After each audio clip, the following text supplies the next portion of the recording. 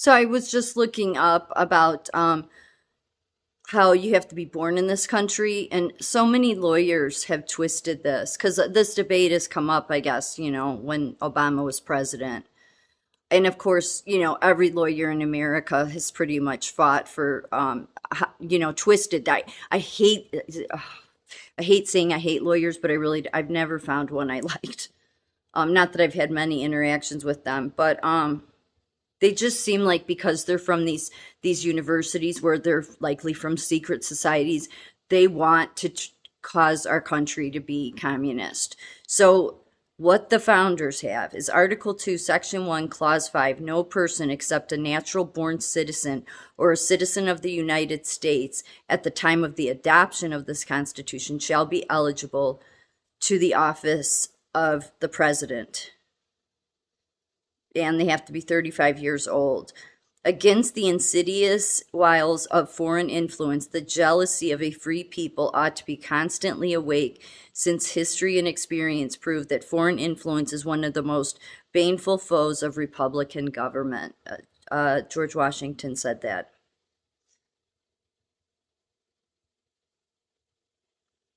Um,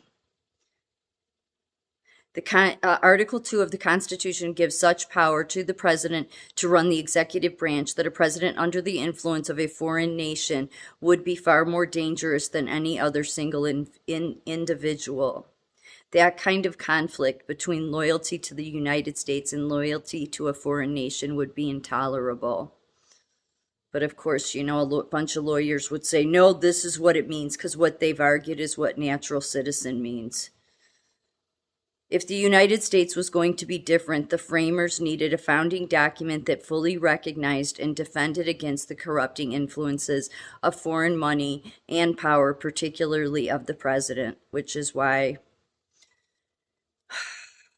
they wanted a natural born citizen to be president. The framers appear to have adopted the requirements that citizens be natural born citizens to ensure that presidents' loyalties would lie strictly with the United States. By barring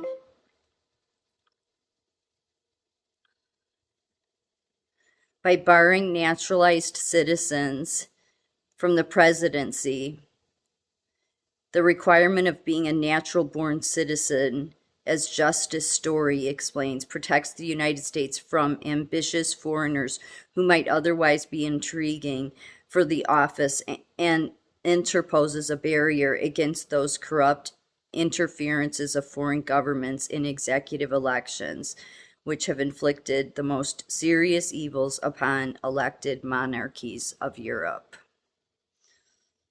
So, yep, that's what.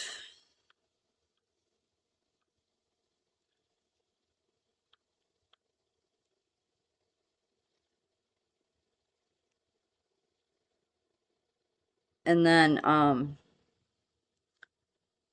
yeah, so, but I looked up too how Obama, this has been debated. And of course, because you have all your women on The View and most of our country, this thing I was talking about earlier, well, it's the middle of the night now. I work nights, so that's why I'm usually up really late. Um, but I should say yesterday, um, about Americans being apathetic. I think it's because there's so many that don't care about America. It's heartbreaking, but I don't think they do.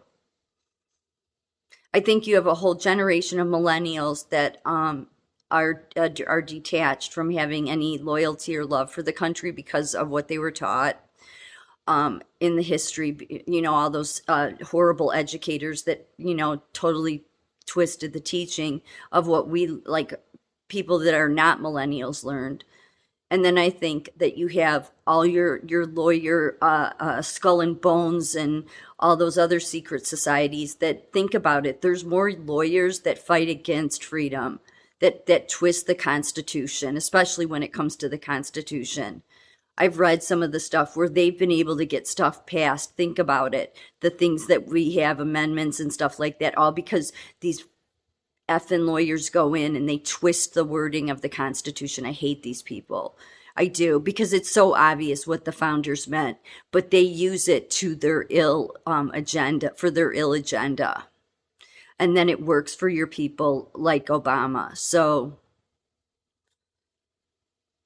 I think lawyers have destroyed the country more than anybody. I do. I do, because they've twisted the Constitution so much.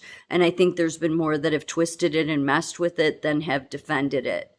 And for whatever reason, I think we have more people. I hate saying this, but I think it's why there's apathetic people. Because I think if you love your country, you're going to be outraged about the children and the trafficking that's going on at the border. And like in a couple of the messages I got yesterday that I responded to, most people are apathetic. They don't care. As long as it doesn't affect their life, as long as it doesn't come to their doorstep, they don't care what happens to America. They don't care what Washington does, or, in Washington. They don't care what the politicians do. They don't care if if any president is a foreigner or not. As long as their life doesn't get disrupted, that's all they care about. So you can't make people that are apathetic become empathetic. They've been conditioned to be that way. They're just going to go along and get along. As long as it doesn't come to my doorstep, I'll do whatever you say, government. It's unfortunate. It's just that I sometimes think it's a waste of time to speak up. I do. It makes me go back to the days of where, yeah, I followed politics, but it was like, what's the point of speaking up? You don't have a voice. You're not, I have people on my other channel fighting with me, okay? Because I'm calling out your Megyn Kellys and Tucker Carl, because I think they're just forming another network to corral people, and they don't get that. Instead, they're calling me a liberal. Instead, they're saying that, I'm not on the side of hearing truth. No, what those people are doing, if you want to remain stupid and be manipulated and not realize that what they're doing is they're the same people that weren't telling you the truth before all these years. But now all of a sudden they've decided, oh, we're going to break free and we're going to tell you. You don't recognize that, but you want to. Oh. But see, it's like we've been dumbed down Americans. And that's exactly what Barack Obama said when he said he was born in Kenya. It showed how naive the American people are. And yet, who defends that piece of shit? Lawyers will go, the women on The View, most of your media, MSNBC, CNN, all the we have more communists in this country. I don't know why. I really don't. I don't think I think they're stupid people, because I don't think they realize how that will come for them too. But then they probably would argue that it's not communist, but because they benefit from it, because they help serve that agenda, right? So sometimes I think it just is pointless to even speak up about any of it, because back in the day when I did follow politics, it was like I learned that it's like there's a time to just let go and let God, because there's nothing you can say that's gonna affect anybody or reach anybody or make any difference. So sometimes you just have to let go of it. And I think that's why people turn politics off, unfortunately.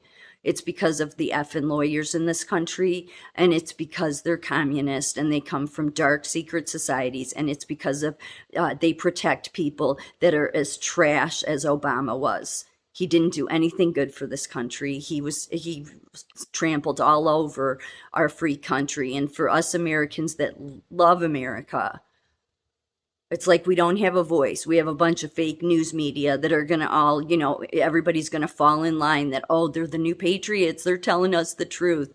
Yeah, good luck with all that. That's when it's like I get to the point where it's like, you know what? I give it up and give it to you, God. I've done what I can for 3 years. I'm burnt out. Done.